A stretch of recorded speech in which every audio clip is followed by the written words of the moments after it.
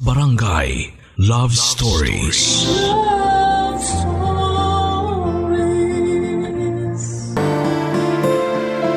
Minsan ang tao ay nagiging mahina sa puso at isipan. Kaya pag naglaro ka ng apoy ay humanda kang mapasot masaktan. Ikaw kabarangay, naranasan mo na ba ang magsakripisyo? Ano ang kaya mong isakripisyo para lamang matupad ang mga pangarap mo?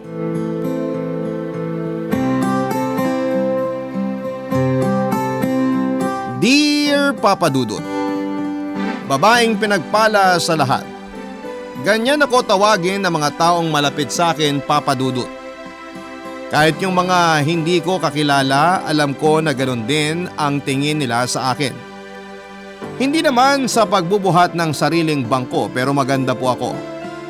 Matalino, marunong sa mga gawaing bahay at masarap magluto. Halos lahat na ng mga katangian na hanap ng isang lalaki para sa babaeng gusto niyang mapangasawa ay nasa akin na, Papa Dudut. Wala nang hahanapin pa, ika nga. Pero may kulang pa rin sa akin at yon ay ang pera. Simula pagkabata, salat na kami sa salapi dahil hamak lamang na tricycle driver ang tatay namin at labander naman si nanay. Tapos panganay pa ako sa 5 magkakapatid. Kahit siguro magkanda kuba-kuba na sa pagtatrabaho ang mga magulang namin ay suntok sa buwan. Na umasenso kami kaya nangako ako noon sa sarili ko na pagbubutihin ko ang aking pag-aaral. Para kapag nakapagtapos ako ay tutulong ako sa pamilya namin. Gusto ko po silang iahon sa kahirapan at umasenso. Pero bago ko po ikwento ang buhay ko ay magpapakilala po muna ako sa mga kabarangay natin. Tawagin niyo na lamang po ako sa pangalang Julie. 32 years old, Tubong Real, Quezon. Isang beses noong nasa UV Express po ako habang nagbabiyahe ay napakinggan ko sa radyo ang programa ninyong Barangay Love Stories. Hindi nagtagal ay kinagiliwan ko na nga po ang pakikinig sa inyo, maparadyo man o online. Naisip ko rin pong sumulat para ibahagi ang kwento ng buhay ko na sana ay kapulutan ng aral ng mga kapuso natin. Papa Dudut, bukod sa mga katangiang nabanggit ko ay kilala din akong madiskarte ng mga magulang ko. Bilang panganay, mataas po ang pangarap ko sa pamilya ko at sa aking sarili. Gusto ko po silang iahon sa kahirapan kaya nagsisikap ako sa pag-aaral. Ako rin po ang tumutustos sa pambaon ko at yon ay sa pamamagitan ng pagtitinda ng mga pagkain sa eskwelahan namin. Halimbawa po noon ay ang yema, pastillas at mga kakanin na gawa namin ni nanay. Minsan na nga akong nasabihan ng teacher ko na maswerte raw ang mga magulang ko sa akin dahil hindi lang daw ako maganda at matalino, masipag pa ako. Nagsilbi po yung motibasyon para makapagtapos ako sa high school bilang salutatorian. Natatandaan ko pa na bahagya akong kinalungkot yung hindi ko pagiging valedictorian pero nagpapasalamat pa rin ako sa Panginoon dahil nabigyan ako ng karangalan at ganon din ay napasaya ko ang mga magulang ko. Makakasama ko silang umakyat sa entablado para tumanggap ng diploma at medalya na simbolo ng pagsisikap ko. Sabi ko po yung ibinalita sa mga magulang ko na naiyak pa nga sa labis na pagkatuwa at galak. Tapos hindi magkamayaw ang pagpuri at pag-congrats sa akin ng mga guro at kaklase ko. Excited ko na rin po yung ibinida sa best friend kong si Eva na kapwa ko magtatapos sa high school ng mga panahong yon, Papa Dudut.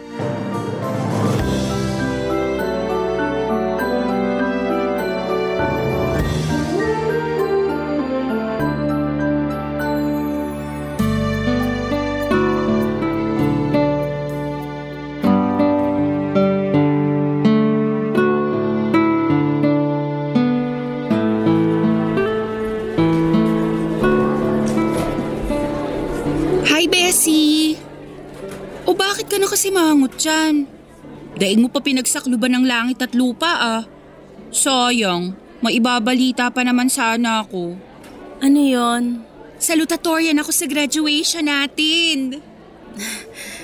Talaga?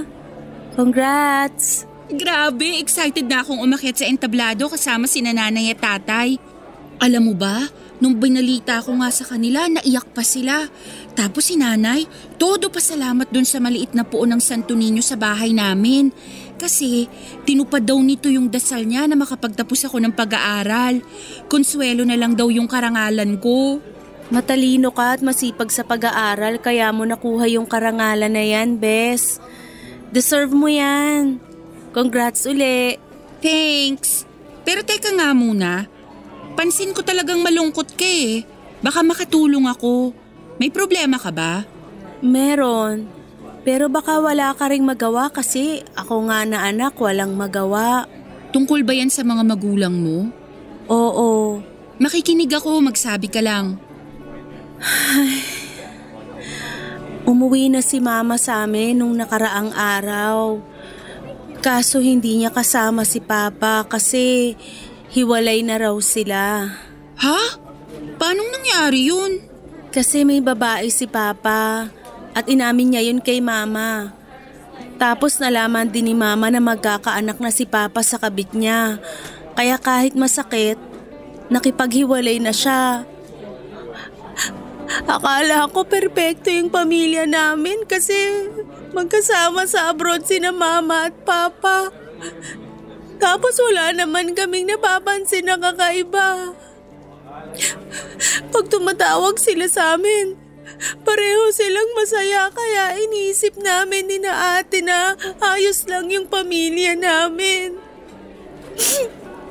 Pero nung umuwi si Mama, sinabi niya sa amin na matagal na pala silang hindi magkasama ni Papa dun sa bahay na tinutuluyan nila. Si Papa raw yung umalis. Saan nagpunta ang papa niyo? Doon sa babae niya. Ano? Kapal naman ang mukha ng papa niyo. Pasensya ka na ha. Nakakainit lang kasi ng ulo. Kawawa naman mama niyo, Bessie. Iyak nga siya ng iyak nung kinukwento niya sa amin. Sabi niya nagmakaawa siya kay Papa na wag siyang iwanan kasi nga pamilya kami. May mga anak sila rito sa Pilipinas pero naging matigas si Papa. Mas mahal niya yung bago niyang pamilya kaya wala nang nagawa si Mama. Inantay na lang niya matapos yung kontrata niya bago siya nagdesisyon na umuwi na rito sa amin. Bessie, hindi namin alam ni ate yung gagawin namin nung sinabi sa amin ni Mama yung tungkol sa nangyari. Sinubukan naming tawagan si Papa pero ayaw niyang sagutin yung call. Sa lagay, ganun na lang yun. Ganun na lang niya kami kadaling kalimutan. Siyempre hindi. Mali yun. Hindi tama yung ginawa ng papa niyo. Kasi pamilya kayo. Tapos bigla-bigla na lang siyang magkakaroon ng iba. Hindi ko maisip kung gaano nasasaktan mama mo ngayon, Bessie. Lagi nga siyang umiiyak. Pero sabi namin sa kanya ni ate na malalagpasan din namin lahat ng magkakasama.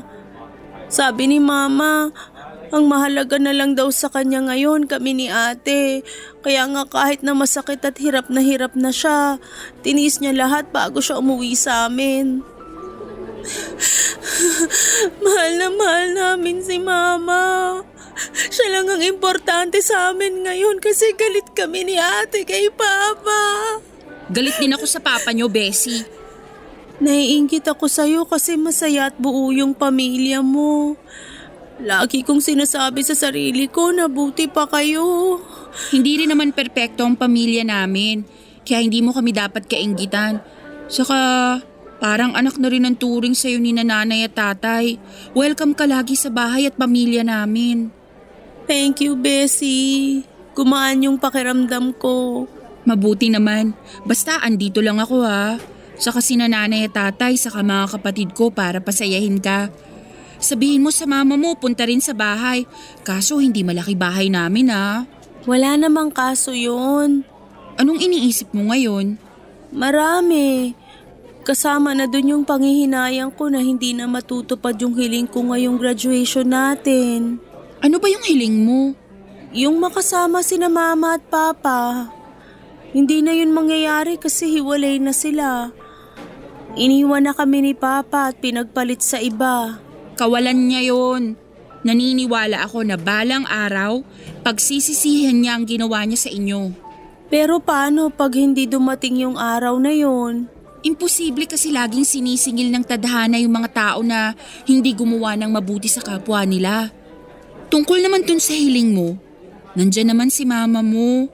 Kung gusto mo, sasabihin ko kay nanay at tatay na samahan ka rin sa pag-akyat mo sa entablado. Pwede naman yun, hindi naman mahigpit sa school natin. Talaga? Gagawin mo yun? Oo naman, best friend tayo, di ba? Tapos para pa kitang kapatid, kaya yung nanay at tatay ko, nanay at tatay mo na rin. Salamat talaga. Hindi ko alam gagawin ko pag wala ka. Wala yun. O paano? Sama ka ulit sa bahay? Nagluto si nanay ng pansit kasi request ko. Sa susunod na lang siguro kasi sabi ni ate umuwi na raw ako para sabay-sabay kami makapaghapunan ni na mama. Ayos yun. Kumusta mo ako sa mama mo ha? Sige, yun lang pala eh. Oh, paano? Uwi na ako ha. Ingat ka, Bessie. Congrats uli. Salamat. Ingat ka rin, Bessie. Kabaligtaran ko ang buhay ni Eva, Papa Dudut, dahil may kaya ang pamilya niya. Hindi lang siguro may kaya kundi mayaman talaga. Pero nakasundo ko siya kasi mabait at kalugpo ang personality ng kaibigan kong yon. Magkaklase kami nung una at ikalawang taon sa high school at nagkahiwalay na lamang noong tumungtong kami sa ikatlo hanggang sa ikaapat, pero nanatili yung pagiging malapit namin sa isa't isa. Pero kahit pala may pera ka, nabibili mo lahat ng gusto mo. Hindi kayo sumasala sa pagkain at nakakapagbakasyon kayo sa kung saan ay hindi pa rin garantiya para magkaroon ka ng maganda at matiwasay na buhay. Tunay nga na walang perpekto sa mundo at napatunayan ko po yun sa pamilyang kinabibilangan ni Eva, Papa Dudut. Malaki ang paghanga ni Eva sa pamilya namin kahit mahirap lamang kami. Kasi kahit madalas kaming hikahos, buo at masaya kami. Sabay-sabay kumakain kahit na tuyo at noodles lamang ang ulam. Meron din kaming panahon na magkwentuhan, magtawanan at mag-aasaran. Mga bagay na nasasaksihan ni Eva kapag bumibisita siya sa bahay namin. Kaya minsang nasabi ni Eva na sana'y pinanganak na lamang siya sa pamilya namin. Sa isip-isip ko kung mararanasan lamang niya ang hirap at lungkot sa likod ng mga tawa namin, mas pipiliin na lamang niya yung buhay na meron siya kahit na wasak ang kanyang pamilya. Fast forward. Pumasok po ako sa isang state university sa probinsya namin. Malayong malayo sa prestihiyosong university na pinasukan ni Eva sa Maynila, pero sa kabila ng lahat ay nanatili ang pagkakaibigan namin. Para na po kasing kapatid ang turingan namin sa isa't isa bukod sa pagiging mag-best friend. Sa katunayan, may isang beses na sinama ako ni Eva sa eskwelahan niya at doon ko nga po nakilala si Theo. Yung nachichismis sa probinsya namin na boyfriend niya. Guwapo po si Theo, artistahin, ang maalapor sila ng kutis niya. Parang mamahali ng sabon at naliligo sa gatas. Yayamanin pareho sila ni Eva, kaya naman naisip kong bagay na bagay sila. Aminado ako na nakaramdam ako ng inggit para sa matalik kong kaibigan kasi nasa kanya na ang lahat. Dahil doon ay nilayaan ko po si Eva at mas nag-focus ako sa pag-aaral. Papadudot nagbunga ang pagsisikap ko nang matapos ko ang kurso kong pagti-teacher. Pero nagtrabaho muna ako sa isang pribadong paaralan at nag-ipon ng pera para may pang-review ako sa board exam. Hindi nga nagtagal ay nakakuha po ako ng lisensya sa pagtuturo at nakapasok sa public school. Doon ko po nakilala si Christian na masasabi kong malaki ang naging bahagi sa buhay ko.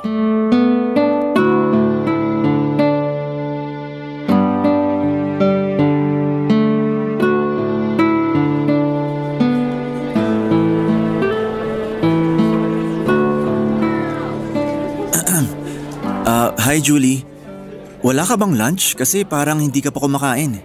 Meron, pero wala akong gana. Busog ako. Ano ba yung ginagawa mo? Lesson plan? Oo, para bukas. Sipag mo naman. Pahinga ka muna. Sa bahay nyo na lang yan gawin para makapag-lunch ka. Busog nga ako, 'di ba? Gahol na ako.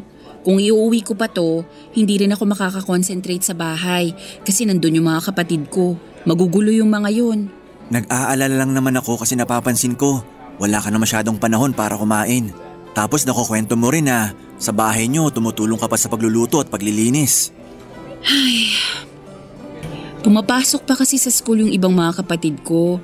Kaya pag uwi ko, wala pa sila sa bahay. Sina nanay at tatay naman matanda na. Kaya kapag kaya ko, ako na yung nag-aasikaso. Teka, tiyan mo ba yun? Ganun na nga. Yan ba yung busog? Oo na, kakain na nga, 'di ba? Kumain ka na? Hindi pa. Sabay na tayo? Sinadya mo lang talaga ako rito sa desk ko eh. Gusto kasi kitang makasama at makasabay mag-lunch. Christian, hindi ka ba napapagod? Napapagod saan? Diyan sa ginagawa mo. Akala mo ba hindi ko nahahalata na may gusto ka sa akin? Dami mo kayang ginagawang bagay na hindi mo naman ginagawa sa mga co-teachers nating babae. Katulad nung pa-flowers mo ng Teacher's Day sa akin. Bouquet talaga. Tapos dun sa ibang babae, tag-iisa lang. Tapos nung isang araw, may pa-chocolate ka pa, wala namang okasyon. Pinagluto mo rin ako ng ulam at dessert na gawa mo. Yun ba? Hindi ko naman kasi talaga tinatago sa'yo na gusto kita, Julie. Gusto kitang ligawan kung okay lang sa'yo. Pero hindi ko focus ang pagkakaroon ng boyfriend ngayon. Kasi nagsisimula pa lang ako sa career ko sa pagtuturo. Ako rin naman pero ikaw na yung inspirasyon ko para maging masaya at ganahan sa ginagawa ko araw-araw. Masaya ako kasi yan yung nararamdaman mo sa akin. Naiintindihan ko naman kung focused ka sa career mo. Pero willing ako maghintay hanggang maging handa ka na. Gusto kong patunayan sa'yo na totoo yung nararamdaman ko. Na seryoso ako sa pagkagusto ko sa'yo. Pero di ko alam kung gaano ka katagal maghihintay. Baka mainip ka. Matyaga naman akong tao.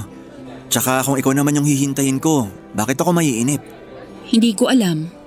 Madalas ganun kasi ang nangyayari sa mga tao na nagsasabi na handa silang maghintay para sa taong gusto nila. Sa huli, sumusuko rin sila. Ayoko lang dumating yung araw na kung kailan handa na ako, ayaw mo na.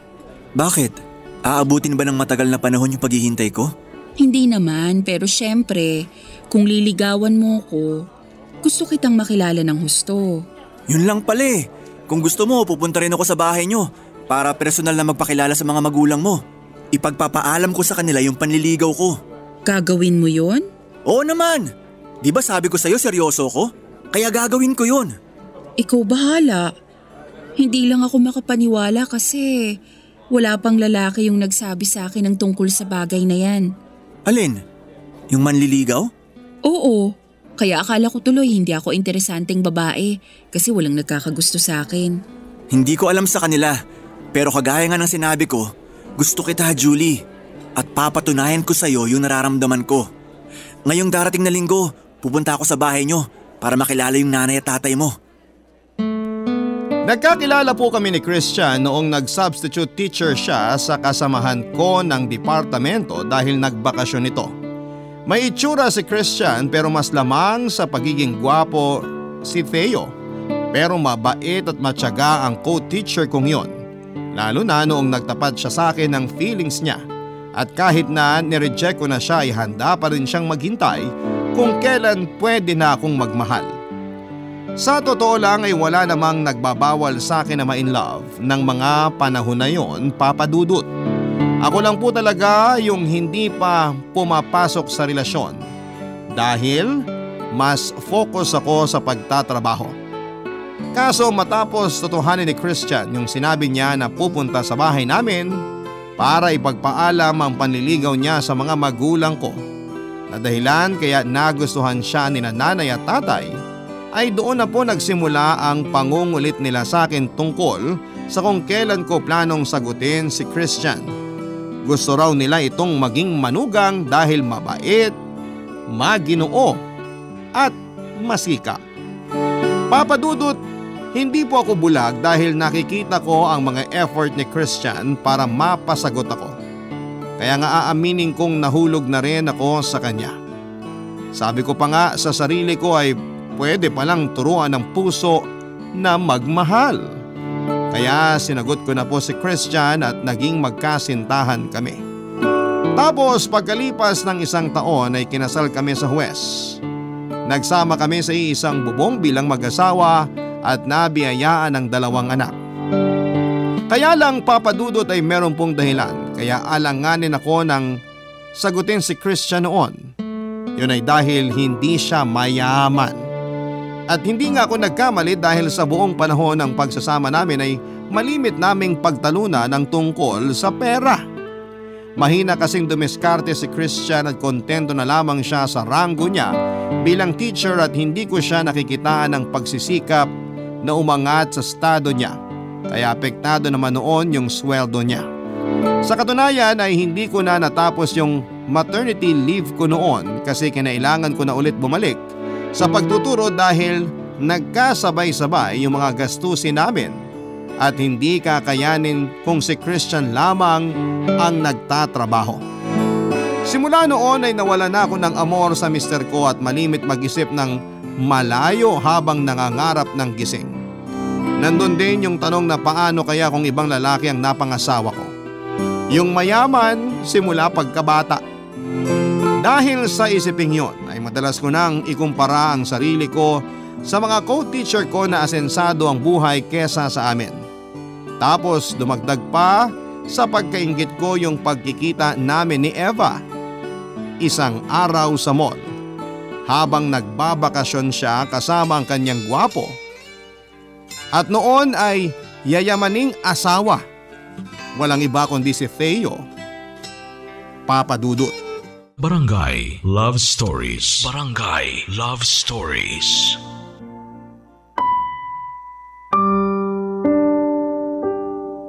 Papa Dudut, nagkaroon po kami ulit ng contact ni Eva matapos ang pagkikita namin yon sa mall.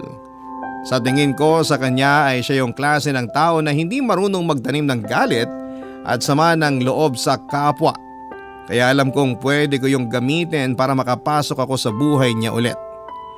Simula noon kay Eva na po ako lumalapit para mangutang ng pera lalo na pag gipit ang pamilya namin. Sakitin kasi yung bunso namin ni Christian at kaunting kibot ay dinadala agad namin sa ospital. Ang mahal din ng mga gamot kaya madalas ay nagkukulang ang budget namin. Mabait po si Eva, hindi siya naniningil kaagad at madali rin siyang utangan. Siguro ganoon talaga kapag mayaman, sobra-sobra na yung pera kaya mabilis na lamang silang magbigay sa mga nangangailangan. Alam ko po na masamang mainggit sa kapwa o maghangad ng sobra. Pero kapag lumaki kang salat sa kayamanan at material na bagay ay hindi po talaga maiiwasang gustuhin mong makamit ang mga yon. Para sa akin ay hindi kasalanan na pinanganak kang mahirap. Pero ibang usapan na kung mamamatay pa rin akong mahirap. Malaki lang talaga ang pagsisisi ko dahil hindi ko natupad yung pangarap kong umasenso sa buhay dahil pumayag akong makasal kay Christian. Andun yung panghihinayang kasi pakiramdam ko, hinihila niya ako pababa kaya hindi ako makausad, Papa Dudut.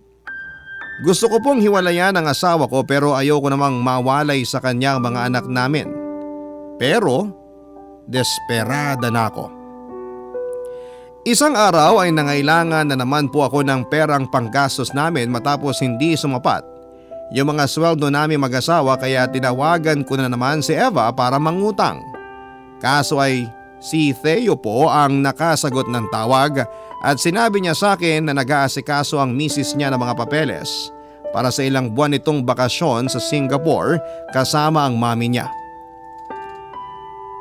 Napasarap nga po ang usapan namin ni Theo sa telepono kaya nakwento niyang depressed si Eva sa kadahilan ng hindi raw siya nito mabigyan ng anak.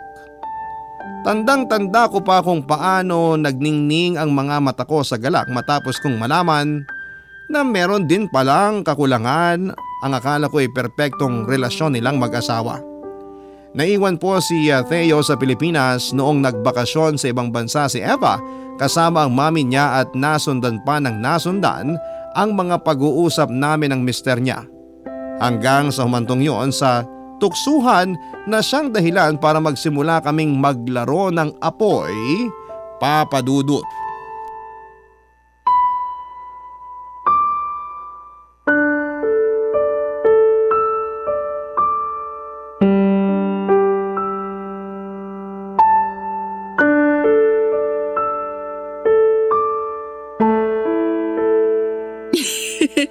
Hoy, Theo, wag mo naman akong tulugan. Diba sabi mo susulitin pa natin ang check-in natin sa hotel na to? Sinabi ko nga. Paano mangyayari yun kung matutulog ka na? Maaga pa naman. Teka, anong oras na ba? Alas 4 pa lang naman ng hapon eh. Iidlip muna ako. Mamaya pagising ko, dinner na, sakto. Doon tayo sa buffet nitong hotel sa baba kakain. Ay talaga? Sige, pero mamaya ka na matulog.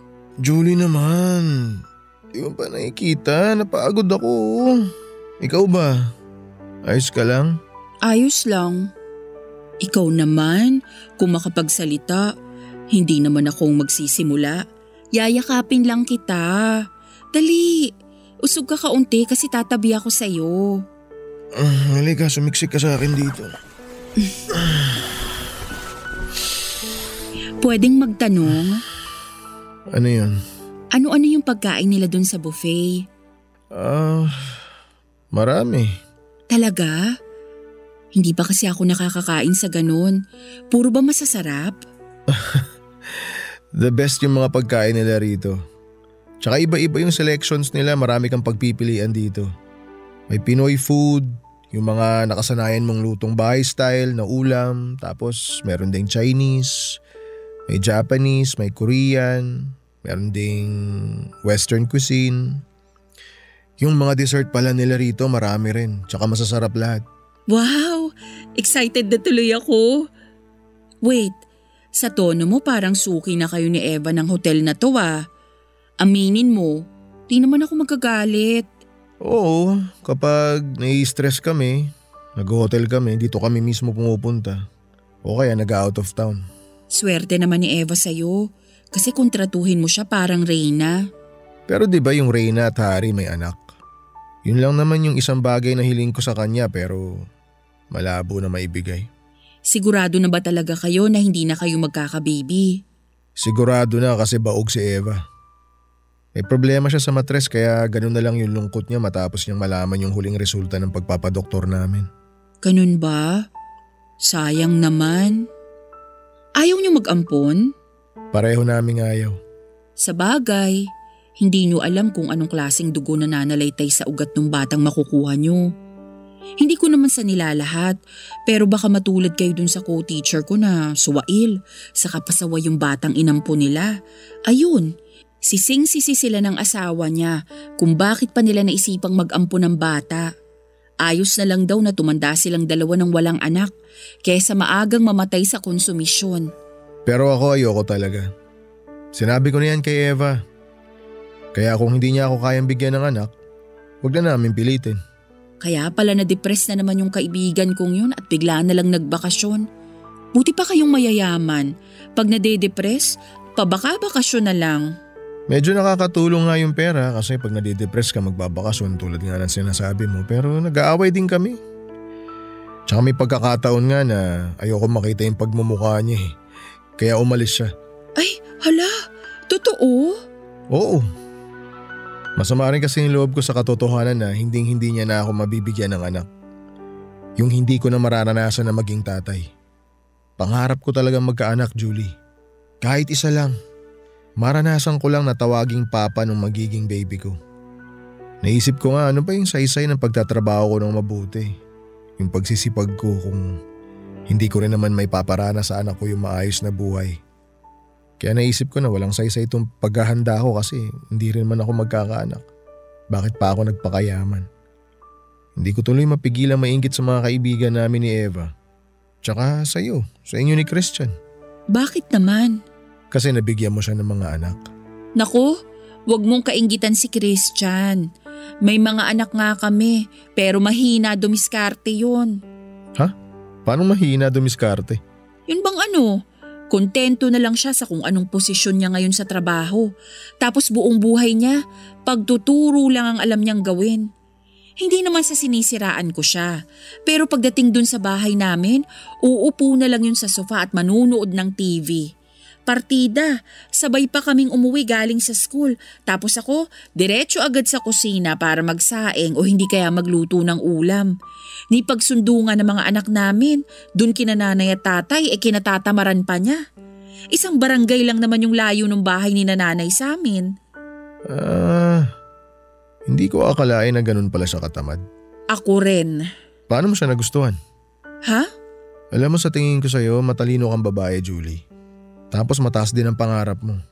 Kasi lagi mong kinukwento na handa kang gawin ang lahat para sa pamilya mo, makaahon lang kayo sa hirap. Di ba? Oo, nabanggit ko nga yan. Pero ano namang kinalaman nun? Napapaisip lang kasi ako kung bakit ka pumayag na magpakasal at bumuo ng pamilya kasama si Christian. Kung gano'n naman pala siya kahina dumiskarte tulad ng sinasabi mo. Siyempre, nabulag ako sa pag-ibig. Akala ko kasi, pag pumayag akong maging asawa niya at magkaanak sa kanya, magtutulungan kaming makaahon sa hirap. Kaso sa tingin ko, hindi na mangyayari yon dahil lalo lang akong nalulubog sa kanya. Ayoko nang magturo sa iisang eskwelahan kasama siya, Teo. Gusto kong pumunta sa ibang lugar na malayo sa asawa ko para magtrabaho. Gusto ko talaga sa mga babae yung tipo mo Mataas yung ambisyon. Simula pagkabata, marami na akong pangarap para sa pamilya ko. Hindi ko lang matupad-tupad dahil kay Christian at sa mga anak namin. Mahal ko sila, pero ayokong habang buhay maghirap kasama sila. Handa ka bang iwan sila para lang makamit yung pangarap mo magkaroon ng maayos at asensadong buhay? Alam mo, matagal ko nang pinag-iisipan yung bagay na yan. At oo yung sagot ko. Oo, handa ako. Kung ganun, magsama na tayo. Basta, bigyan mo lang ako ng anak. Ako na ang bahala sa'yo, Julie. Balik nga.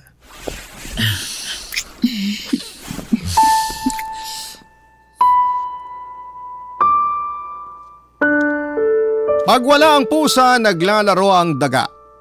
Yun po ang eksaktong ginawa namin ni Theo habang nasa bakasyon si Eva at wala rin pong kamalay-malay sa kalokohan ko ang asawa kong si Christian.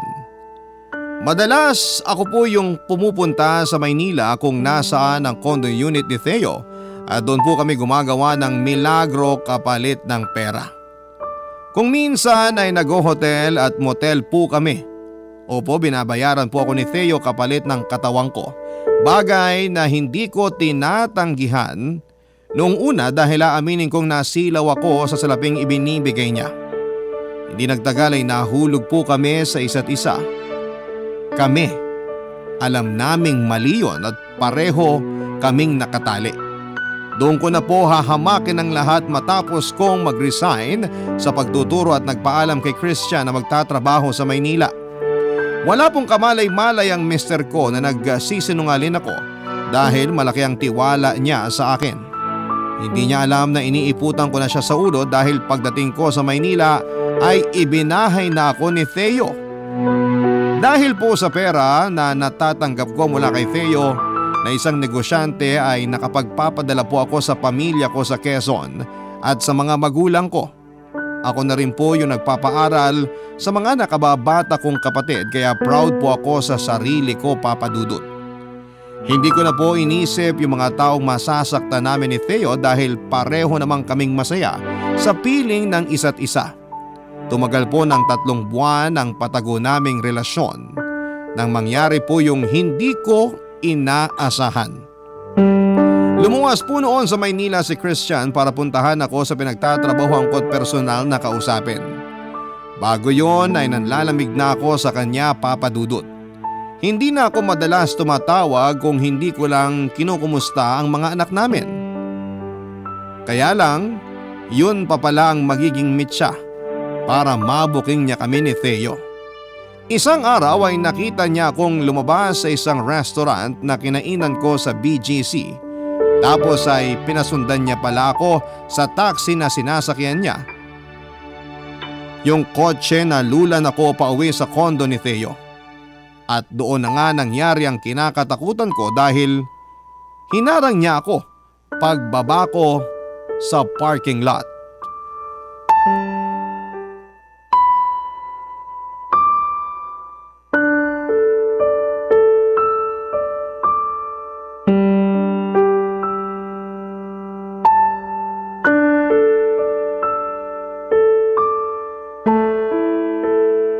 Julie, sandali! Julie! Christian? Sabi na ikaw yung nakita ko kanina na lumabas dun sa mamahaling restaurant. Buti sinundan kita. Ano bang ginagawa mo rito? Di ba dapat nasa Quezon ka kasama ng mga anak natin? Oo, pero miss na kita. Gusto na kitang makita kaya pinuntahan kita rito. Bakit mo ginawa yun? Bakit mo iniwan ang mga anak natin? Okay lang yung mga anak natin. Iniwan ko sila sa mga magulang mo. Tsaka ano bang klaseng tanong yan? Bakit ko ginawa yun? Hindi ka ba nakikinig? Miss na kita. Pero nakapagtataka kasi dun ako sa pinagtatrabahuhan mo unang nagpunta. Dun sa address na binigay mo sa akin nun pero sabi nung guard, wala ka naman daw dun. Hindi ka raw nila empleyado. Ha? Baka naman mali yung pinuntahan mo. Ewan ko ba naman sa'yo? Bakit naman ako magkakamali? Ewan ko. Noon pa naman di ba? Mahina ka na sa direksyon. At saka bakit hindi ka muna tumawag sa akin bago ka pumunta rito? Gusto kitang sorpresahin. Kaso mukhang ako yung nasorpresa. Ano bang pinagsasabi mo dyan? Probinsyano lang ako pero hindi ako tanga, Julie. Hindi ka talaga nagkatrabaho sa lugar na yon, tama? Aminin mo, saan ka nagkatrabaho? Saan mo kinukuha yung perang pinapadala mo sa amin ng mga bata? Bakit ba ang dami mong tanong? Natural! Kasi malay ko ba kung anong klaseng trabaho yung pinasok mo para kumita ng ganun kalaki? Hindi marumi yung trabaho ko. Kaya wag na wag mo sa aking ipamukha yung bagay na yon. Bakit ba hindi ka nalang makontento sa pinapadala ko? Dami mo pang sat-sat dyan. Kakainis ka. Ay, pasensya ka na. Hindi ko lang mapigilang maguluhan. Lagi ka nalang ganyan kaya nawawalan na ako ng amor sa'yo. Wag mo namang sabihin yan. Kailangan kita. Kailangan ka namin ng mga bata. Miss na miss ka na rin ng mga anak natin, Julie. Bakit? Tumatawag naman ako sa inyo, di ba? Oo, pero madalang na. Abala lang ako sa trabaho. Hindi ako naniniwala. Kasi kahit gaano ka pa kaabala sa ginagawa mo, lagi ka pa rin may oras para sa amin ng mga anak mo. Tsaka, anong ginagawa mo sa lugar na to? Sino bang nakatira rito? Pupuntahan mo ba yung taong yun? Sabihin mo. Pwede ba? Wala ka nang pakialam doon. Meron! Kasi asawa kita. Paano kung mapahama ka? Praning ka lang. Saka ano ulit yung sinabi mo? Asawa? Pasensya ka na, Christian. Pero sawang-sawa na akong maging asawa mo. Ano bang sinasabi mo? Julie naman! Simula nang umalis ako dun sa probinsya natin, marami na akong na-realize sa buhay. Isa na dun yung pagod ko sa pagtataguyod sa pamilya natin kasama mo. Kasi hindi yung mga anak natin yung pinakamalaki kong kargo, kundi ikaw. Napag-isip-isip ko na ayoko nang makisama sa'yo. Kasi hindi ako aasenso. Nakikipaghiwalay ka na ba sa akin? Ganun na nga. Di ba? Sabi mo, probinsyano ka lang, pero hindi ka tanga. Bakit? May iba ka na ba? Ay! Sinasabi ko na nga ba? Tama yung kutob ko simula nang manlamig ka sa akin. Ano naman sa'yo ngayon? Bakit hindi mo nalang tanggapin na ayoko na, tapos mag-move on ka na? Sa palagay mo ganun lang kadali yung gusto mong mangyari? Ako, Julie, kilala mo ko. Hindi ako bayolenteng lalaki. Mahal na mahal kita. Kaya nga kahit galit na ako ngayon at gustong gusto kong sugurin yung kabit mo na alam ko nakatira sa gusaling to, hindi ko gagawin dahil may dangal akong tao. Pero ikaw, meron ka ba nun? Kasi kung meron ka, paano mo nagawa sa amin ng pamilya mo yan? Paano mo ko nagawang iputan sa ulo? Kung iisa-isahin ko pang mga dahilan ko, baka hindi na tayo matapos sa usapan natin. Basta sinabi ko na rin naman na hindi na ako uuwi sa atin. Kaya pasensyahan na lang tayo. Gusto ko nang umusad sa buhay ko, Christian. At hindi ko yun magagawa kung kasama ko pa kayo ng mga anak natin.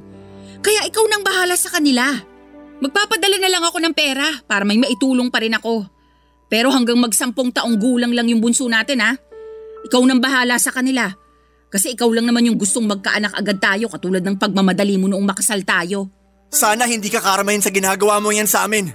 Sana hindi dumating yung araw na kakatok ka sa pinto ng bahay namin at magmamakaawa na tanggapin ka namin ulit ng mga anak mo. Kasi tinapon ka na parang basura nung kabit mo. Kasi pag nangyari yun, hindi kita patutuloyin sa bahay ko, Julie. Itaga mo yan sa bato. Tanga na lang siguro kung iniisip kong walang sekreto ang hindi mabubunyag.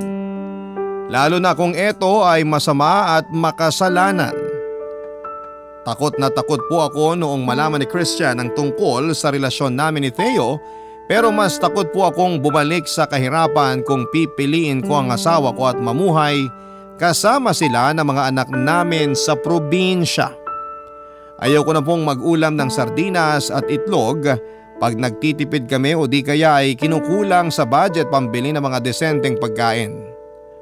Ayaw ko na pong maranasang humaguluhol ng iyak sa pasilyo ng ospital at ipagmakaawa sa Diyos na pagalingin niya yung anak namin habang nag-iisip kung saan kami kukuha ng perang pambayad sa ospital at pambili ng gamot.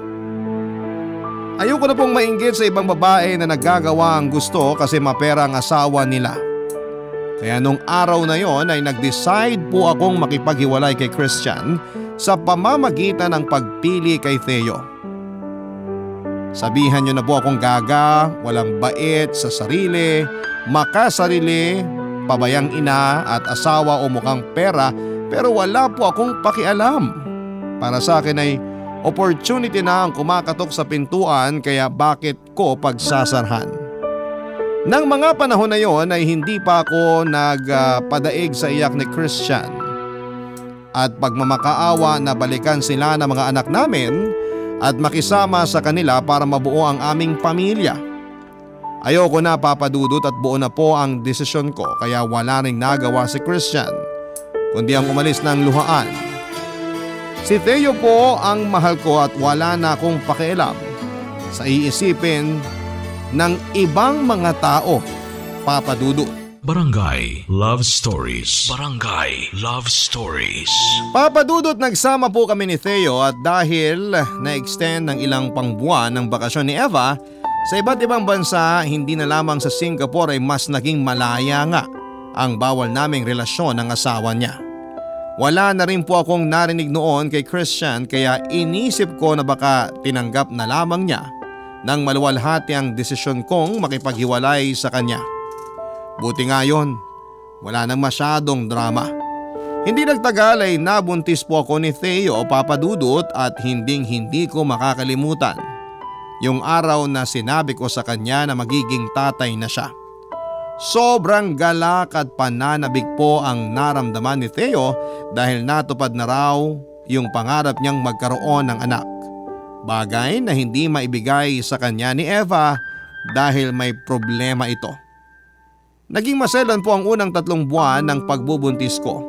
Kaya naman todo bantay at alaga sa akin si Theo. Pero nakaraos naman po ako ng tumungtong sa ika-4 na buwan ng tiyan ko dahil hindi na ako masyadong delikado. Marami po kaming pangarap ni Theo para sa munti naming pamilya. Kasama na rin doon yung plano niyang pakikipaghiwalay kay Eva. Nangako rin si Theo na tutulungan akong asikasuhin ang annulment papers namin ni Christian pagkapanganak ko upang sa ganon ay mapakasalan na niya ako. Aaminin kong kinasabikan ko ang araw na yon, papadudot, dahil alam kong si Theo na ang lalaking gusto kong makasama habang buhay. Kaya lang, yung mga plano namin yon ay nasira noong mas naunang nakarating sa kaalaman ni Eva ang kalokohan namin ng asawa niya, kaya napauwi agad siya sa Pilipinas.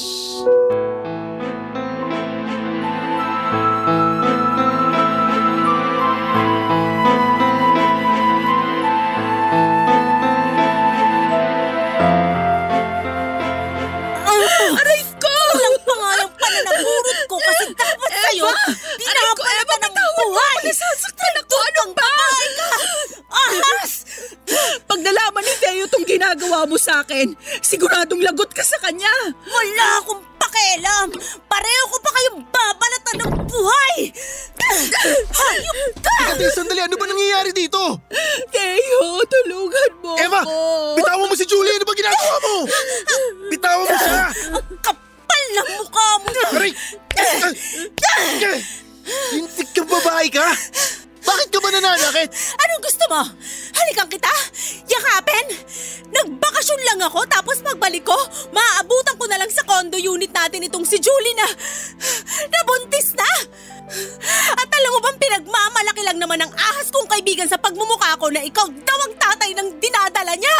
Mga demonyo kayo! Totoo ba yun? Sabihin mong hindi kasi may pagkasinungaling talaga yang si Julie. Hindi ako nagsisinungaling. Dugot laman ni Teo yung baby na dinadala ko. Kaya wag na wag kang magsasalita ng ganyan. Wag na wag mo rin akong pagsasabihan kung kailan ako dapat magsalita o manahimik dahil wala kang karapatan. Hindi pa ako tapos sa'yo, Julie, kasi galit na galit pa ako sa'yo. May dila ka naman, di ba? Bakit natuod ka na dyan? Totoo yung sinabi ni Julie. Anak nga namin yung batang nasa tiyan niya.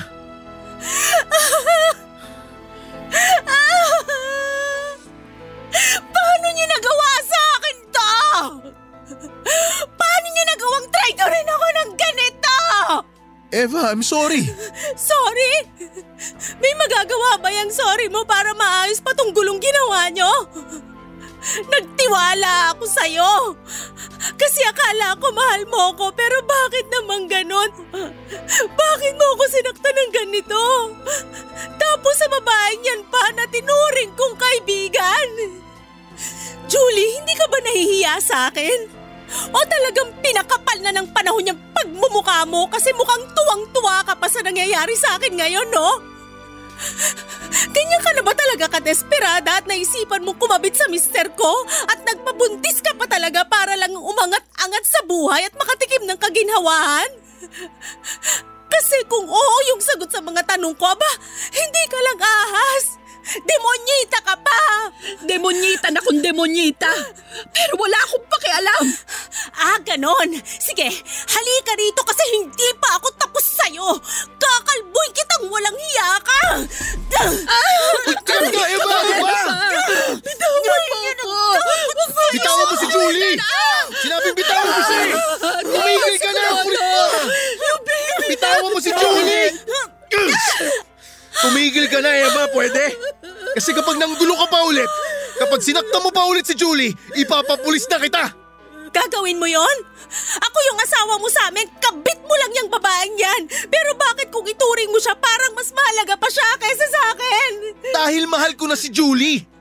Mahal ko yung pinagbubuntis niya yung magiging anak namin. Kaya pwede ba? Huwag ka nang makialam. Alam mo kapag may nangyari talaga sa magiging anak namin, Eva, magbabayad ka. Makikita mo! Kaya pala ganyan ka na makitungo sa akin. Kasi binigay pala ng hudas na yan sa'yo yung bagay na hindi ko kayang ibigay. Kaya nga umalis ka na lang. Ano ba hindi mo maintindihan? Maghiwalay na tayo kasi hindi na kita kayang pakisamahan. Ayoko tumandang walang anak, hindi mo ako mabigyan ng anak. Hindi mo mabibigay sa akin yung gusto ko. Kaya itigil na natin to. Hayaan mo ako maranasan maging magulang. Gusto ko maging masaya at hindi ako magiging masaya kung kasama kita. Akala mo ba ikaw lang yung gustong maging magulang? Ako ba tinanong mo kung ayaw ko? Kaya nga ako nalulungkot ang gusto kasi hindi kita magawang bigyan ng anak. Pero kahit kailan hindi ko naisip na magloko katulad ng ginawa mo sa akin. Ikaw, Julie, sana masaya ka ngayon na nakasira ka ng pagsasama. Hindi ko lang lubos maisip na ikaw pa na kaibigan ko, na tinuring ko ng kapatid yung maglalagay sa akin sa ganitong sitwasyon. Malaki pa naman yung paghanga ko sa'yo, pero lahat ng yun nawala na nang dahil sa ginawa mo. Sinusumpa ko kayo na hindi kayo magsasama ng matiwasay. Sigurado akong darating yung araw na magiging miserable yung buhay mo kasama siya. Masayang-masaya po ko dahil ako ang pinili ni Theo at hindi si Eva. Sa pagkakataong yon, kahit na masakit pa rin yung anit ko sa sabunot niya, ay nakaramdam ako ng pride sa dibdib at sa aking sarili. Pakiwari ko kasi ay naungusan ko ang kaibigan ko at ako na yung nakakalamang sa aming dalawa. Tulad ni Christian noon ay umalis na luhaan si Eva sa kondo ni Theo.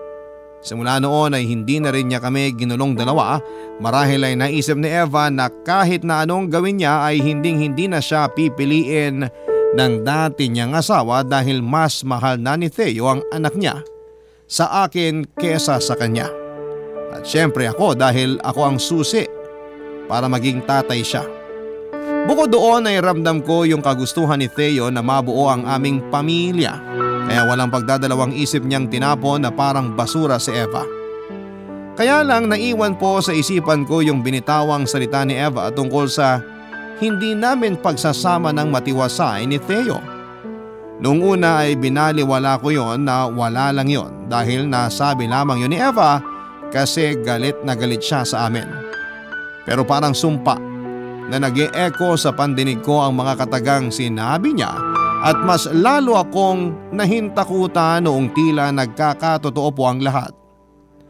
Isang taon na noon ang anak namin ni Theo nang magsimula siyang maging sobrang seloso.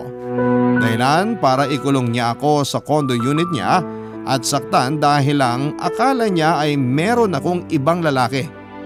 Kahit na ang totoo ay wala naman talaga, Papa Dudut.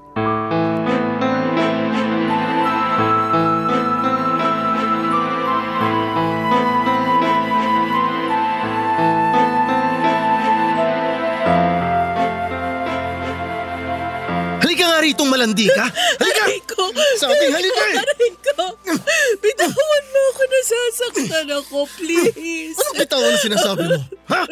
Para makaalis ka? At makipagkita ka doon sa lalaki mo? Ha? Anong lalaki? Wala akong lalaki! Huwag mo akong gawing bobo, Julia. Kung wala kang lalaki, bakit aalis ka na naman? Hindi ba nagpaalam ako sa'yo nung isang araw na makikipagkita ako sa mga kaibigan ko? Pumayag ka pa nga. Nakalimutan mo na ba? Sinungaling! Hindi ka nagpaalam. Wala akong naaalala. Hindi ka aalis. Naiintindihan mo?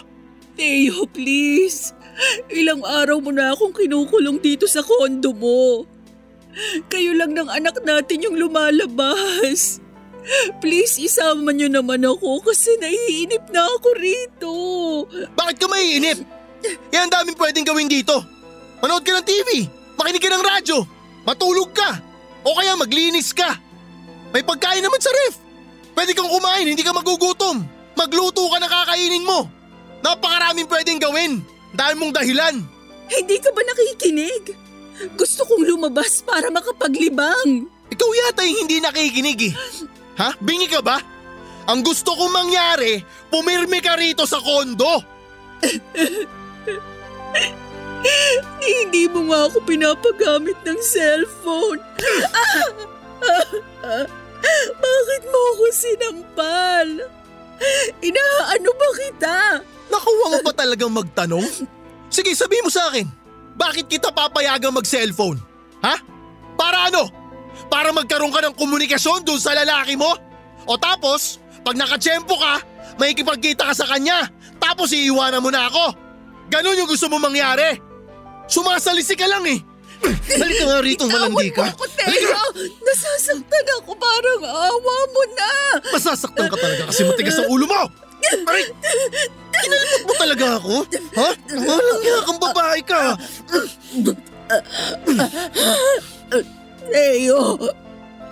Theo, bitawan mo ako. Hindi ako makahinga, parang awa mo na. O yan! Para sinasakal ka lang eh. Dahil mo reklamo. Papatayin mo ba ako? Bakit? Gusto mo ba? Pwede naman. Bakit hindi? Kaya kong gawin sa'yo yon, Julie. Masiguro ko lang na ako at ang anak lang natin ang lagi mong pipiliin. Naintindihan mo? Ilang beses ko bang dapat sabihin sa'yo na wala akong lalaki? Kayo lang ng anak natin yung mahal ko, Theo. Makinig ka naman sa akin. Hindi ako naniniwala sa'yo. Sinungaling ka. Kasi kung totoo yung sinasabi mo, bakit hindi ka pumayag na makipagsiping sa akin noong nakaraang gabi? Ha? Bakit? Kasi sabi mo pagod ka. Yung pagod-pagod na yan, senyalis yan na meron ng iba eh. Pagod ako kasi naglinis ako ng kondo mo. Tapos nag-alaga pa ako ng anak natin. Hindi ko na nga makuhang manalamin tapos pagbibintangan mo pa akong nakikipaglandian sa iba. Baka naman ikaw yung may iba tapos binibintang mo lang sa akin. Ano? Ano sabi mo? Pinagbibintangan mo ako? Ako ba yung may iba ha? Halika rito! Tulong! Halika! Babalihin ka tong braso mo eh. Kapal ng mukha mo ng bintang ha? Ha? Buwisit ka? Kapal ng mukha mo. O yan! Mamatay ka sa sakit!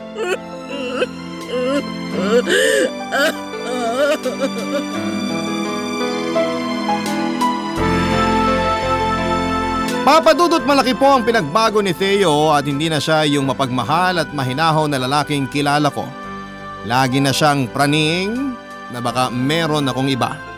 Na baka raw iwanan ko sila ng anak namin at sumama ako sa ibang lalaki. Sa totoo lang, simula ng pagbuhatan niya ako ng kamay ay ginusto ko na nga pong umalis sa poder niya, pero ayaw ko namang iwanan ang anak ko, Papa Dudut. Kaya nga nagtiis ako. Inisip ko na baka magbago pa si Theo kapag sinunod ko ang mga gusto niya. Pero hindi po yun nangyari.